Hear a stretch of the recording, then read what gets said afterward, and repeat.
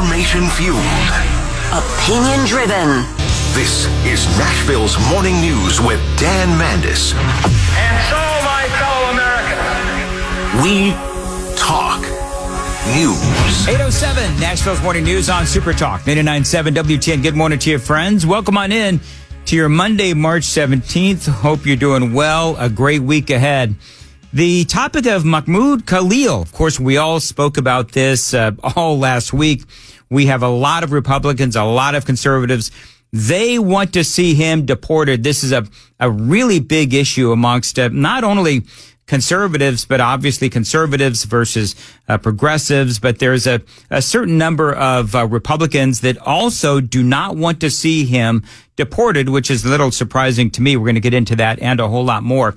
But I want to welcome onto the program Mitch Silberman. Now, Mitch is co-founder of the nationwide nonprofit, the Jewish Republican Alliance, and they're based here in Middle Tennessee with Mitch Silberman. Mitch, great to have you on board. I'm curious because this Muhammad Khalil, this guy clearly, of course, pro-Hamas, anti-Israel, anti-Semitic. As you know, all of this is played out, and as a guy who is a co-founder of this nonprofit Jewish Republican Alliance, how do you feel about all this? Well, Dan, it's so great to be on your show. I'm a big fan. You know, fortunately, we are blessed with a U.S. Constitution, not a world constitution. And all of a sudden, leftists have discovered the importance of the First Amendment. But you know what? They're dead wrong on this issue. He's not a U.S. citizen. He's a green card holder, Dan. He's a legal alien. And like any alien, legal or illegal, he can only remain on our soil when the sovereign, and meaning we the people, consent to it. And so when we remove our consent, then the alien must go. He's simply a foreign national who violated terms of it by supporting at least one, if not many, U.S. Department-designated foreign terrorist organizations. So this is not a free speech case. This is, we're revoking his ability to stay here because he's a threat to our society. He has said so. We're not putting words into his mouth. He is trying to take down Western civilization. It's very straightforward. I love what not only Marco Rubio, Secretary of State, but also Senator Marsha Blackburn had to say. This guy, he broke our laws. He is the ringleader in all that happened at Columbia University. And so we're talking about, assault. We're talking about vandalism. We're talking about trespassing, probably all kinds of other creative laws could be applied. Laws broken could be applied as well. And one of the things, and you just very accurately said, people on the left and in the media, they are trying to make this about a free speech issue. But man, I mean, Mitch, if you look at the videos that came out of Columbia University, what these people did was horrific. Oh yeah, it is terrible. And kudos to President Trump. He has the most rabidly pro-Israel, pro-Jewish cabinet probably this country has ever seen. And I'm so grateful that he's finally cracking down, not just on this guy, but on universities saying, hey, what's with the Jew hatred? They call it anti-Semitism. And, no, we're not anti-Semitic. We just don't want Israel to exist. But the truth is, Dan, they're Jew haters. And finally, we have an administration that's standing up to these cesspools, these universities, and saying, stop it. And I know you've talked about this on your show. Can you imagine, Dan, if any group of white people were doing this to black people? The media and the Biden administration would have been all over this. But since it's only Jews, well, there's nuance and we have to just be careful. It's a horrible double standard, and it's very dangerous. Well, I think what's been frustrating to me, and I've watched this over the past, I've been in talk radio for 3 decades now, is that there does seem to be, from the left, a perpetual, whether they will admit it or not, an anti-Israel mentality. And so, part of my frustration with the Biden administration going back to the last 4 years have been what I would consider a very anti-Israel, anti-Semitic policy of ignoring the sanctions on Iran, which, of course, is, as you know, Mitch, that meant that they had the money, they could sell the oil, had the money to fund and train Hamas before they attacked Israel. it's got to be very frustrating for somebody who is one of the founders of the nationwide nonprofit Jewish Republican Alliance to watch this anti-Israel policy over the last 4 years. You're correct, Dan. It's been really heartbreaking because for decades, forever, actually since the founding of this country, the founders of our country have referenced Israel and the Hebrews and the yearning for freedom. So we have been very steadfast with Israel as a country forever, essentially.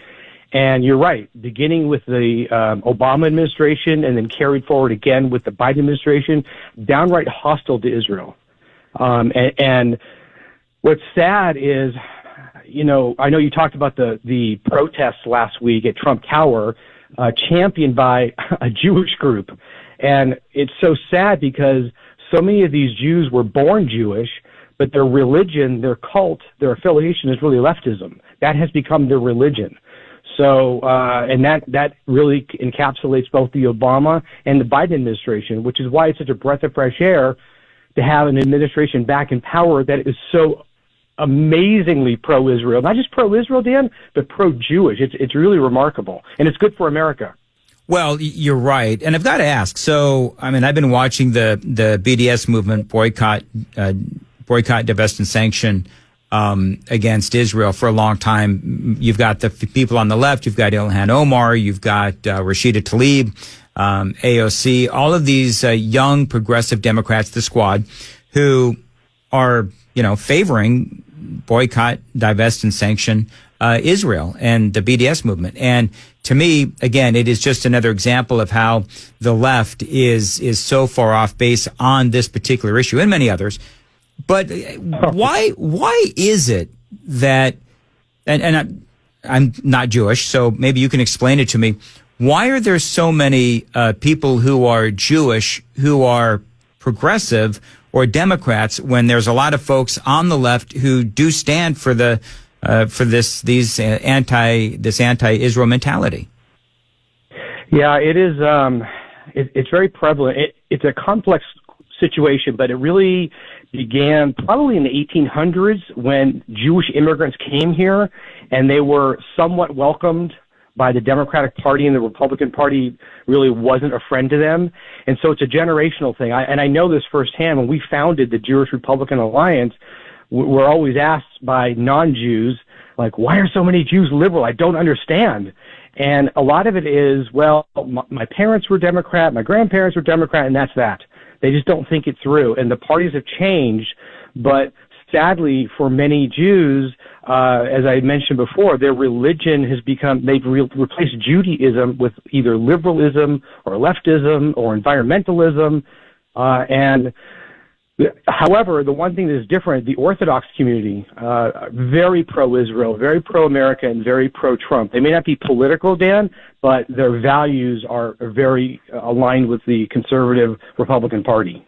8:15, Mitch Silberman is joining us, co-founder of the nationwide nonprofit Jewish Republican Alliance. And Mitch, I'm going to ask you this question coming back. I've got to jump the traffic, but when I come back, I'm going to ask you, in the last election, we saw an increase in black voters and Hispanic voters for Donald Trump. I'm going to ask you, are we seeing that same dynamic within the Jewish community? Yeah. If you recall, during his first term, when he was so pro-Israel, and yes, the Abraham Accord, I was blessed to be on the White House lawn when he signed it. Even then, they were calling him a Nazi. Even then, they were saying he was worse than Hitler. So what I'm saying is reality doesn't seem to play a role in this. So many people and fellow Jews have been brainwashed. They only read left-wing sources, and the left wing is so rabidly anti-Trump. I mean, I joke that he could cure cancer, and the first thing the media would say is, yeah, what about all the doctors he's putting out of business? Yeah. So some of the Jews are waking up and saying, the Republican Party is flawed, but the Democratic Party is downright dangerous and now crazy.